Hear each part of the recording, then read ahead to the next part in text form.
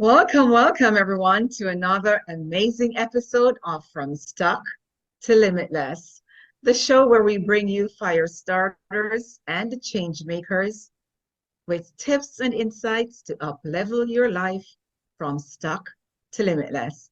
I am your host, Marie McKenzie, and this evening, it's no exception.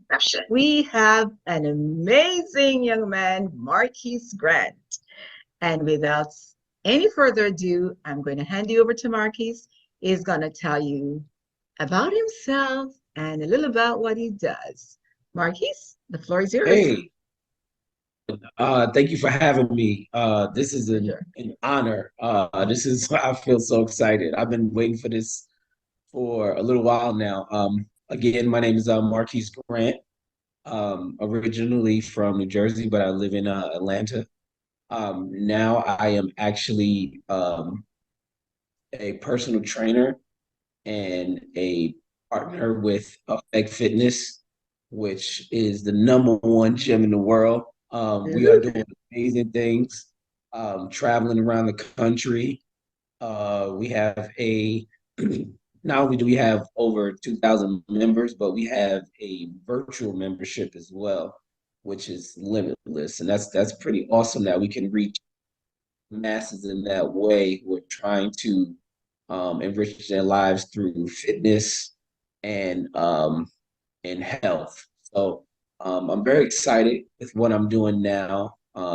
It's always fun to tell my background, especially with with Marie here. I have a background in went to Morehouse for business, and then I went on ahead and got my MBA at Nova Southeastern, where I met Marie, which is Yes. my second mom, and I don't say that lightly.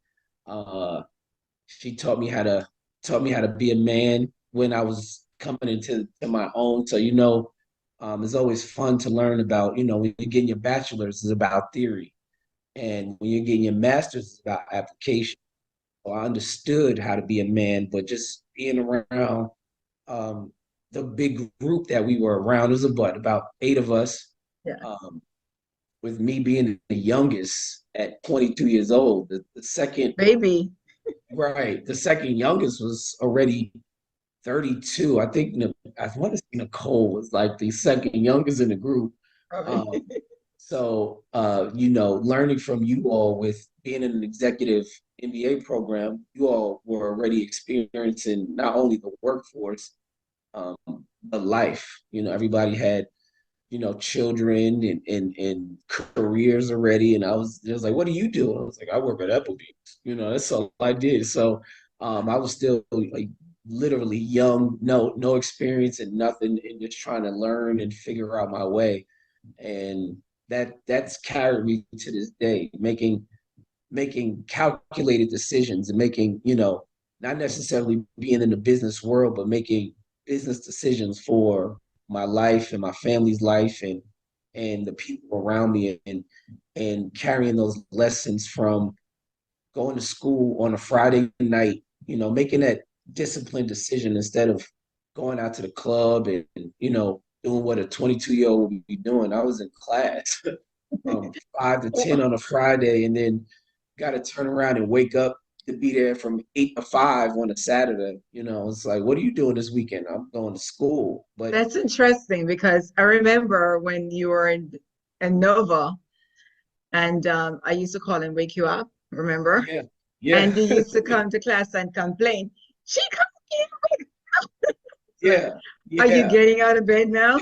yeah. So, and like, like a real, it was good to have that. And I would ride my bike to from Yeah. across the across the street from my apartment to the campus. So it was really like my mom, like, yeah, she definitely took care of Somebody me. had And to keep you grounded.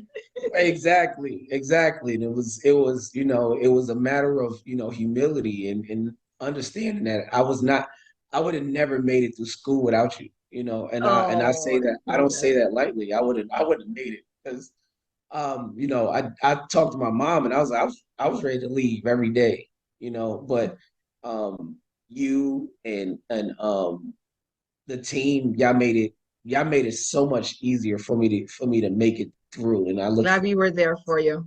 yeah, I would look forward to that time. So, you are definitely the best part of my Florida slash graduate experience. You were definitely the best part of it. So, um, I Thank could have did God. without a lot of the stuff. You made it worth it, and you helped me get through it, and we're here now. So, Awesome. And I'm so very proud of you. So tell me about this. What started you on the journey to become a fitness trainer? You're huge in that field. Share that with us. um, oh man, it's very interesting. I actually told the story to one of my clients the other day on how it happened.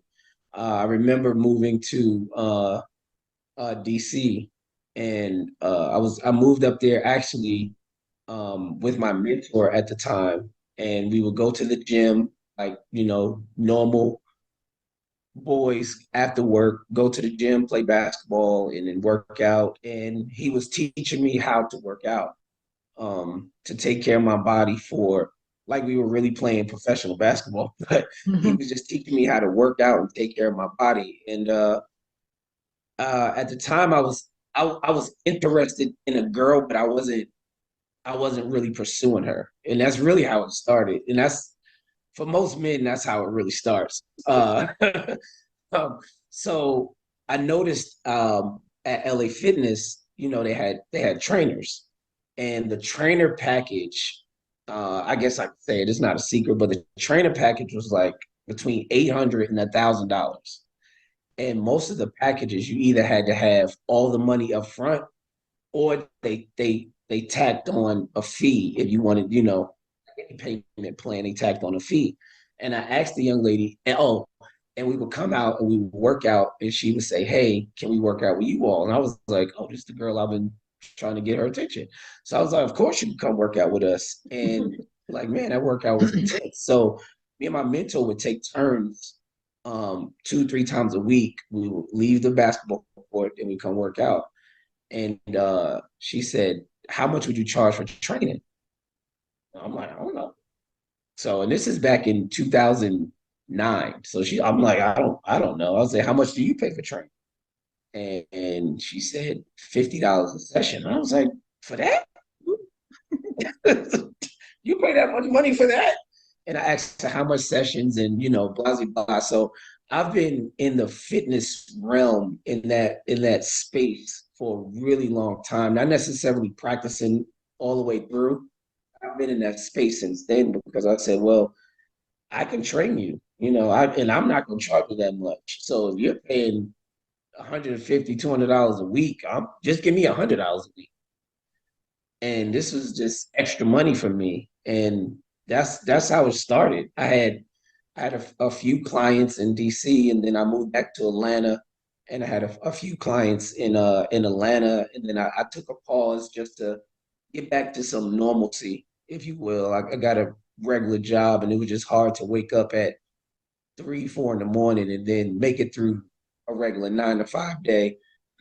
But once I found Affect Fitness, I started working out first, of course, and then me and the owner, we got really close, and he asked me to help him and be a partner and be there, through this journey. And we were just excited about moving from 40 people to 70 people. We was excited about that, like, wow, 70 people was here to come work out with us. And he was teaching, and I was just making sure the equipment was up, and I wasn't even training. I was just there for support. But I knew I wanted to be a part of this movement the whole way through, and invited, friends, family to the gym. And like I said, one day I remember, I also referee basketball, but I remember one Saturday I had to go on a trip to referee,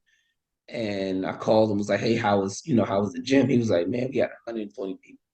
We got people working out outside." I said, "I told you we was going to need a bigger space." And no more than 6 months within that space, we moved into the location we are now, which we've been in for 5 years. But think about the space, it was basically deserted. It was a good Mhm. structured Mhm. building, but it was deserted. And we built that whole area neighborhood up from one one one department store area to now we basically cover the whole. It's like we got a whole campus. So Wow. it is pretty cool to where if you have in any other realm of fitness, if you have 40 people in your class, you successful. If we have 40 people in our class, we like, man, it's dead in here. You know, Wow. so Yeah, you see the but videos and it's like yeah, 100 yeah, or more percent. exactly. So to keep that in perspective, I have a friend that opened her own gym and she has 150 members and she has her own gym. And it's like, that's the goal for us to have 150 clients at one time, So we're not our scale. I'm realistic in it, but our scale is not realistic by no stretch. It's not a success if you don't have at least 40 clients. You know what I'm saying? So um it's a charge, it's a push, it's for most it can be intimidating, but we accept it. We don't shy away from it. We're actually proud of that. Um, when they call out our number, we call out our numbers in every meeting, and we're like, man, I gotta do better. Buddy got 80 clients. I only got 40. So um, but if you understand that the fitness world have 40 clients times set amount of, you know, and it's your own business, your own time, your own pace, your own people. So not only are we creating a space for people to work out, we're also creating a space for ourselves to become entrepreneurs and businessmen and hey, and I'm they call me the uncle. This is the first time I've ever been the oldest in a group, but they like, what I'm gonna do with this money, and I'm like, yes, it's time to level up, it's time to invest, look at houses, look at and live a little, what I'm saying, because you work hard, It's hard to get up. It's hard to get up to manage that many people who already have their own situation, their own lives, their own things going on, and you get everybody all on one accord moving to a beat of fast pace, slow pace, high intensity at one time. So again, I don't take it for granted. I wake up every day thankful that I get the opportunity to do that. And it's like, oh, this is what I really was supposed to be doing in the first, Awesome, you know. awesome, awesome. So I know you have the business, you have an MBA. How did that help you in managing the business, or did you have to go and get additional training where the financial piece isn't? No, no, that was the beauty of it. Like I said, I give that to you. I really do. I use everything. I use everything from that short year and a half that I was in Florida in school. I use it every day, every class. I remember every class, especially the ones we had together. Um, and again, I was just telling the story. I was telling the story, and it kind of led me into like, oh yeah, I have a podcast coming up. But I was just telling the story on how um, being at Morehouse picked me, and it prepared me um, in a place where I was in my life at the time. It prepared me to not be ashamed of who I was, and to be proud of what I've accomplished with my family background. But once I got to grad school, it wasn't that the work was hard because and I give that to Morehouse. Morehouse prepared me for the school part, but you prepared me on how to apply it.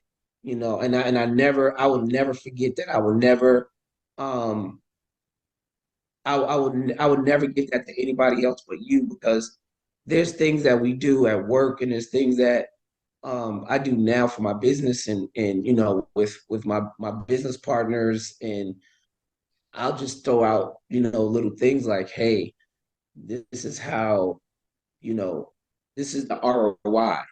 This is how we apply this. This is how, hey, use a spreadsheet, or um, business ethics. You know what I'm saying? Like, hey, this is not conducive. This is not how we run things. And I'm very vocal, probably vocal to a fault. But and even in that, it's like, okay, this is not HR compliant. I can't say Hmm. stuff like this. So every all 13 classes, I use them. I use them in some small form of fashion. I don't walk around bragging, talking about some, hi, my name is Marquise, I'm the MBA, but Right? I have one, and most people don't know that. I don't, again, I'm not, I like to play my role, and I like to stay in the background, and then somebody will say, um, you went to Morehouse, which is prestigious in itself, Right. and then they say, you have an MBA? And then I tell them what school I went to. They were like, oh, Nova? Really? I'm like, yeah, so um, I come from good stock, so Yes, yes, yes. I I Was hold on that up. stock. Yeah, I hold that up. I don't shy away from that. I don't even try to be humble about it, because I know how hard I work to get there, Right. so I earned that, so I earned it, and I own it, Yes. And that's good. If you don't toot your own horn, who's going to? right, Right? right, Yes. Own right, it. You put the work in right. and you achieved what you did. Hmm. Now, what's your greatest achievement to this date? What are you most proud of? Wow. Man, that's always a loaded question. It is. That's a loaded question. Again, not being humble in the moment. I think my greatest accomplishment, um, try not to get teary-eyed. My growing up it wasn't hard. It wasn't hard. But when there was hard times, there was hard times. These are traumatic situations that most people never make it out of. And just to not to tell, I guess it's my story too, but not to tell my mom's story. Yeah. Uh, I my dad, go straight to it. My dad shot my mom 4 times, and I saw it, right? And my little brother saw it, my little sister saw it, and we somehow made it, you know. So I think my biggest accomplishment is continuing to be an example for. I was 14, my brother was 7, my sister was. I'm now 41, my brother's 34, my sister's gonna be 31. And my brother had a successful career in the Navy. My sister has a degree, working with child, married. My mother is Champion. a different. She's a different human being altogether. She's a real life, movie made superhero, and Yes. so I think my biggest accomplishment to date would be probably never never allowing that to be my story. It was just a part of my journeys, but That's awesome. that's never been my story of, oh, look at you, your dad shot your mom and then he killed himself, and then now you're impoverished, and have nothing to show for it. And I never, that happened on a Sunday. It happened on a Sunday of Labor Day weekend. No, sorry, the weekend after Labor Day. It happened on a Sunday. I went to school Monday. I never missed a day of school Mm. that year. And I transferred school. So we left Jersey a month and a half later. after my mom was healthy enough, I went to school Friday. We left Friday night. I was in school on Monday, so I never missed a day of school that year.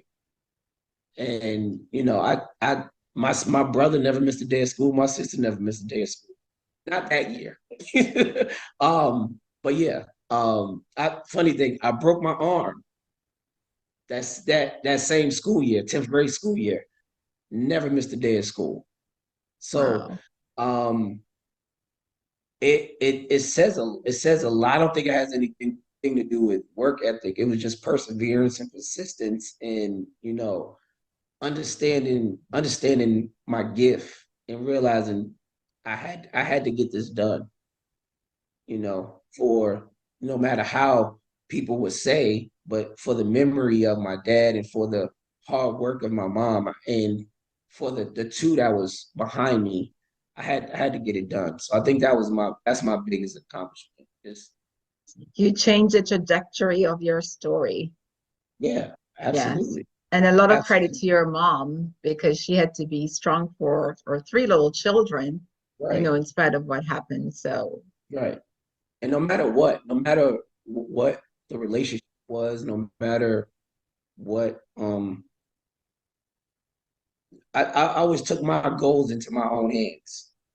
I didn't let nobody tell me what I should be doing and where I should be going. I was never supposed to go to Morehouse. I was never supposed to, definitely was never supposed to go to grad school.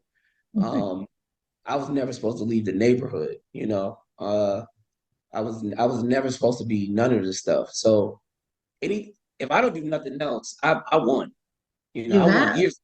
You know what I'm saying? So everything I do now is a blessing and a bonus for me. I have fun with everything I do because I know this I'm on house money now. You know? That's awesome. So, what's next for Marquise? Oh man. Sheesh. Like I said, I'm on house money, so I'm betting everything. I'm betting everything. I think I want to take not only my business, but Affect Fitness. I want to take it to an international level. Mm, Uh, I think that's what my calling is with my business and being able to tell my story. I've never fully told my story through my eyes. I've told the story through my mom's books. It's like, yeah, the story through the books and I can verify it. But I never told the ins and outs of my day or my thoughts um, from living in a town that I never accepted as home, you know. Uh Moving to another town that I accepted as home, but it was brand new to me. My first time going to college, that was my first time in Georgia, in Atlanta. mm. So, I just got not dropped off, but we showed up at the school and I never felt heat like that before in my life. I just was like, oh my God, we in the South, you know. I've never lived in the South. I've traveled to the South, but I've never been a part of that. I've never been a part of that culture, and I had to adapt. And all I can remember was, well, I had to adapt a couple years ago. I got to adapt again. Uh, the day, the I don't know if I ever told you this story, but when I found out I got accepted to school, it was like, well, how am I going to get to school? And she came up with a plan. I called one of my really good friends, and whether he hates me now or not, which he doesn't, but he'll always be one of my great friends just because of this one moment. I called him at like 8 o'clock, and I said, "Hey, can you take me to Florida?" He said, "Where?" I said, "Fort Lauderdale." He said, "When?" I said, "Tomorrow." And no hesitation, no Wow. hesitation. He said, we got this gig tonight at the club. When we leave the club, um, I'll take you. Mhm. no hesitation. So again, I was just it happened that fast. Well, again, I was uprooted, nowhere to live, and I got there. Me and my mom met me there because at the time she was still living in New York. Um, yeah, so every step has been, you know, it's not gradual at all. It's just But it's not the a gradual amazing step. the amazing thing about God is when he wants something for you, he puts people and resources in place to support you. So you don't see it, but it's Yeah, coming. It's yeah. there. So and it's interesting you say that. I learned how to pray different. I learned how to pray different. I don't um that you can add this to me my proud list. I don't pray for things. I pray for preparation. I pray for discernment and anything that I do. I pray for preparation. I want to make more money, but I don't know if I know how to handle that much money. You know what I'm saying? Yeah, but I God want a knows. house. I've never had a house. I've never owned a house. I don't know if I know how to handle a house, so I pray for preparation. Um, and that's the biggest part because the one thing I know about God is he's going to deliver. Amen, right? That's one thing he's gonna do. Um, Yes. so I I don't know when he's gonna do it. I don't know. So using that using that same example, even though I didn't know how I was going to get to Florida, I already was packing. I was Good. already packing my room. So when I was on the phone with Justin, he was like, "You packed?" I was like, "I'll be done packing them in about 30 minutes." So I was packed in time, and I went to the club because we had to set up. We had a they had a company in our help. We had to set up the music. So I was packed, went to the club, had a good time, came back to my place, slept for about an hour or two, and then we got on the road at 4 in the morning. So, um, yeah, I learned how to pray in that way. Like, never pray for things because anytime opportunities, things, whatever those things are, good, bad, or indifferent, you pray for those things and they show up, and you have no clue. You have no clue how to handle it. Hallelujah.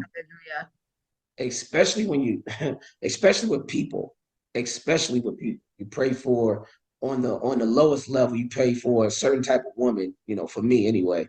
Pray for a certain type of a woman, pray for a certain type of man, and that person shows up. You have no clue how to handle it.